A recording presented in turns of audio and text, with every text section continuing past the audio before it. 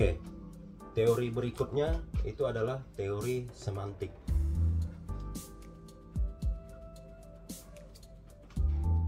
Melakukan tugasnya dengan memberikan seperangkat aksioma terbatas. Apa itu aksioma? Pernyataan yang dapat diterima sebagai kebenaran tanpa pembuktian. Itu aksioma ya. Jadi teori semantik ini melakukan tugasnya dengan memberikan seperangkat aksioma terbatas yang memungkinkan seseorang untuk menyimpulkan dari aksioma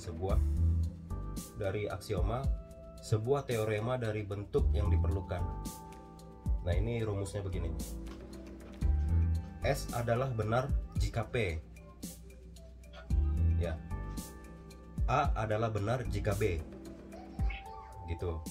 Itu rumusnya ya.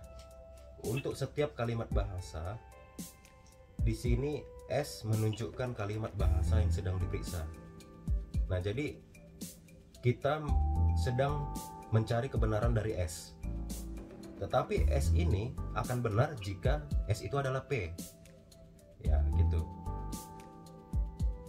Misalnya A dan B, kita akan memeriksa kebenaran dari A.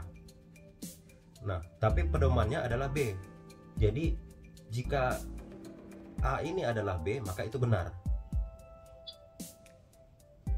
Paham ya logikanya Ibu ya? Ini teori semantik.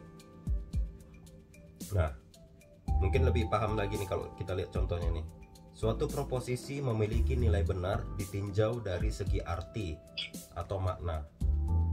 Apakah proposisi yang merupakan pangkal tumpunya itu mempunyai pengacu atau referensi yang jelas?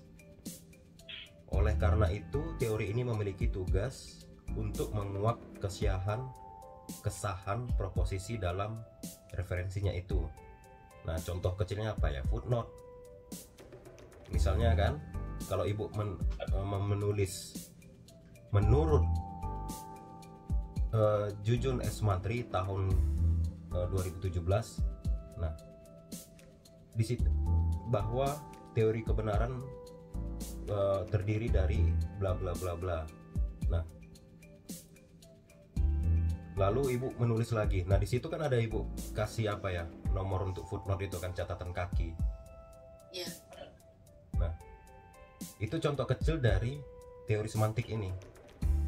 Artinya pernyataan yang Ibu buat di suatu statement atau proposisi itu ada referensi yang jelas. Ada pengacunya, ada referensi yang jelas yang diakui kebenarannya. Nah, misalnya atau Ibu begini, Ibu berdakwah nih, mengutip kalimat dari kitab suci. Nah, di situ Ibu buat bahwa menurut kitab surat sekian-sekian bahwa kita hidup sebagai manusia harus seperti begini-begini. Nah, itu adalah aksioma yang pernyataan yang dapat diterima sebagai kebenaran tanpa pembuktian. Jadi orang yang mendengar tidak perlu lagi membuktikannya. Karena apa? Karena referensinya sudah jelas, diakui kebenarannya. Jadi tidak perlu kita cari tahu, kok berani-beraninya dia bilang begitu.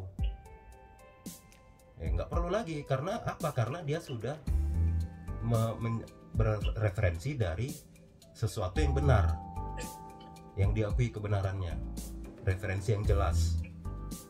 Jadi tidak perlu lagi dicari tahu atau dibuktikan kebenarannya. Yang penting sudah mengacu kepada referensi yang jelas. Makanya di sini ada rumusnya. S adalah benar jika P.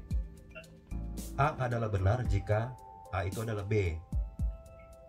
Atau A adalah benar jika dia berpedoman kepada B. S adalah benar jika S itu berpedoman kepada P. Nah, gitu. Paham ya? Sampai sini Bu, teori semantik. Siapa? Kayak Pak. Kita memang lebih mudah memahami jika ada contohnya kan? Langsung contohnya. Iya.